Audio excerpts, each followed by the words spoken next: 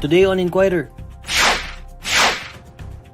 Phivolcs raises alert level 2 on Mayon volcano. US Navy releases video of what it calls a Chinese warship's unsafe interaction with a US Navy destroyer in Taiwan Strait. LPA enters the Philippine area of responsibility. And following the departure of TVJ, Eat Bulaga introduces its new hosts.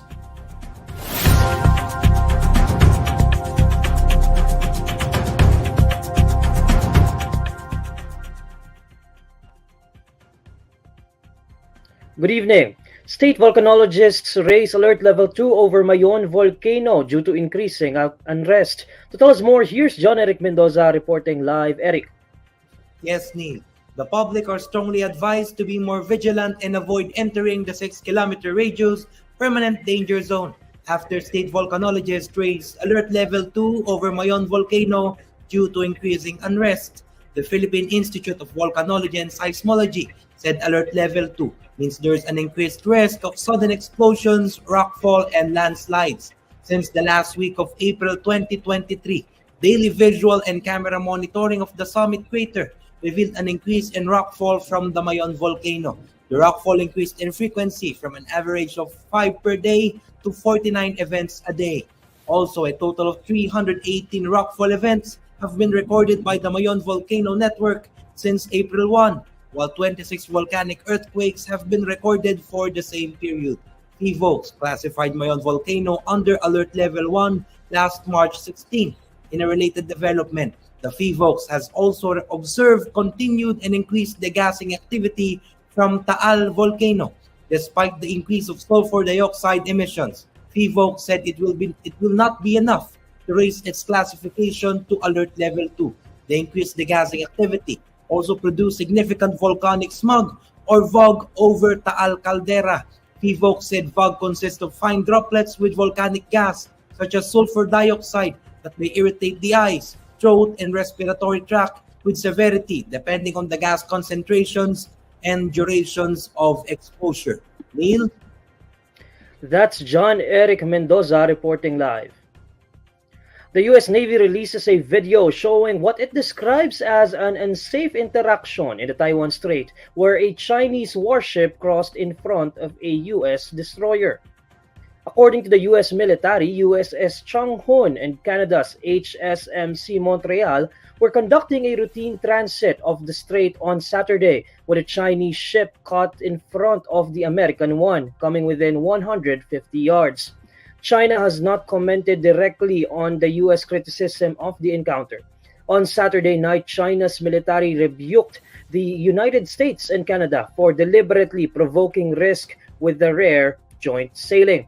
Taiwan's defense ministry on Sunday called China's actions, quote, provocation, and said it was the common responsibility of free and democratic countries to maintain peace and stability in the strait. China views Taiwan as its own territory, a claim the government in Taipei strongly rejects. A low-pressure area has entered the Philippine area of responsibility. For the details, joining us is Pag-asa weather specialist Adsar Aurelio. Magandang araw sa ating lahat. Meron na tayong binabantayang low pressure area na sa loob ng ating Philippine Area of Responsibility.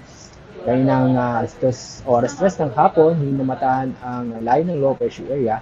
Nasa 1,000 kilometers silangan ng Eastern Visayas. Itong low pressure area ay may posibilidad na maging bagyo sa susunod na 24 hanggang 48 hours. Ang susunod pong pangalan ng bagyo ay Cheben. Itong low pressure area ay kasalukuyang wala pang epekto sa ating magiging dagat na panahon ngayon at bukas. Yung habagat ay patuloy pa rin yung nakaka-apekto lamang po sa kalurang bahagi ng Southern Luzon. Kaya sa susunod na 24 oras, maulap ang kalangitan na may mga kalat-kalat na pag-ulan at thunderstorm sa Palawan.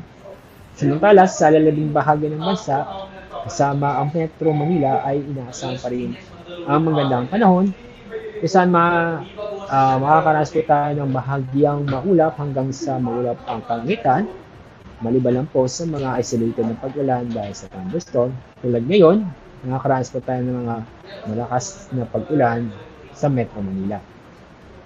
Bukas, ang pinakamataas na agwat ng temperatura sa Metro Manila ay 33 degrees Celsius. Yun po ang ating update sa lagay na panahon. Mula sa Pag-asa, ako po sa Alzarti Aurelio. That's Pag-asa Weather Specialist Alzar Aurelio. The Philippine National Police says the gunman in the Mindoro radioman slay has now been identified and authorities are preparing charges against the suspect. According to Philippine National Police Chief Benjamin Acorda Jr., the case against the suspect is ready for filing as they have already identified the perpetrator. Acorda vows that the case against the suspect would be strong and fruitful. Riding in tandem, gunmen shot dead radio commentator Crescenciano Aldovino Bundukin in front of a store he owned in Barangay Santa Isabel last Wednesday. In a stunning turn of events, regional police reported later that one of the suspects driving the getaway motorbike was fatally injured following a high-speed pursuit led by the victim's son, resulting in a collision. Independent pandemic monitor Octa research says Metro Manila's COVID-19 positivity rate in Metro Manila decreased to 16.8% as of June 3. In a social media update, Octa research fellow Guido David says the positivity rate in Metro Manila dipped from 21.7% on May 27 to 16.8% on June 3. He also notes that positivity rates are decreasing in most of Luzon. 4 provinces in Luzon showed lowered positivity rates. David also shares his optimistic outlook that the number of new COVID-19 cases on Monday would not exceed 2,000. According to David, this trajectory could be changed by the COVID-19 variant XBB 2.3 Acrox, but this has yet to be seen. Good news for motorists. Local oil firms announced rollbacks in the prices of gasoline, diesel, and kerosene effective Tuesday, June 6. Oil companies will slash the prices of gasoline by 60 centavos per liter and diesel by 30 centavos per liter. Kerosene will also see a decline of 60 centavos per liter. This comes after 3 consecutive weeks of price hikes for gasoline. Meanwhile, this series of rollbacks for kerosene continues for a third week. The Miami Heat evens out the NBA Finals at 1 game apiece after defeating the Denver Nuggets on a Monday, Manila time. The Heat take Game 2 in the best-of-7 series with their 111-108 victory over the Nuggets. Gabe Vincent scored 23 points, while Jimmy Butler and Bam Adebayo scored 21 points apiece for Miami. Meanwhile, the Heat withstood a 41-point performance from Nugget star Nikola Jokic. Miami had the last word, rallying from a 15-point first-half deficit and outscoring Denver 36-25 in the final period. The Heat came through 2 play-in games and are trying to become the first 8-seeded team to win the title. The 2 teams will face off again in Game 3 on Thursday, Manila time. Alamin naman natin ang mainit na balita sa mundo ng showbiz kasama si Irvin Santiago ng Bandera. Irvin? Hi Neil at sa lahat ng mga kabandera natin all over the universe, ito na nga ang latest Bandera Chika. Kasabay ng muling pag-ere ng live sa GMA7 ng longest running noontime show sa bansa na Eat Bulaga, trending naman sa social media ang salitang boycott. Marami ang tumutok sa pagsisimula ng bagong version ng Eat Bulaga, pero agad din daw silang naglipat ng channel bilang suporta sa original host ng programa na sina Tito Soto, Vic Soto, Joey De Leon at iba pang Dabbercads.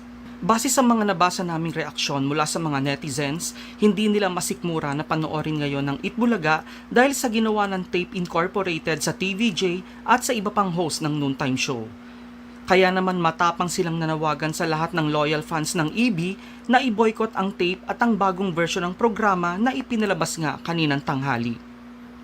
May ilan pang netizens na nagsabing hindi rin nila susuportahan ang mga bagong host ng programa at tinawag pa nga nila itong fake bulaga. Pero in fairness, may mga nagtanggol din naman sa tape pati na sa mga celebrities na ipinalit sa TVJ, kina Paulo Ballesteros, Wally Bayola, Jose Manalo at iba pa nilang co-hosts. Sa pagsisimula ng live episode ng Eat Bulaga ngayong Lunes ay ipinakilala nga ang mga pumalit sa original Dabbercads sa pangunguna ni na Paulo Contis, Buboy Villar, Betong Sumaya, Mavi at Cassie Legaspi at ang girlfriend ni Sandro Marcos na si Alexa Miro.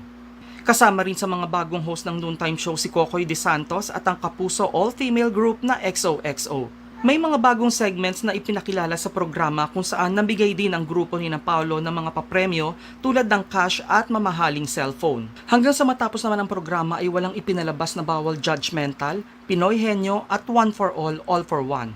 Ang tatlong segments sa Eat Bulaga na talagang hinihintay ng mga manonood tuwing tanghalian. Nangako pa ang grupo ni na Paolo na may matindi rin silang pasabog sa darating na Sabado.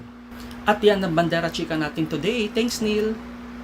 And these are the stories you need to know today. I'm Neil Mercado. Follow INQUIRER.net on Facebook, Twitter, YouTube, TikTok, Instagram, and Reddit. For more stories, visit INQUIRER.net. Good evening.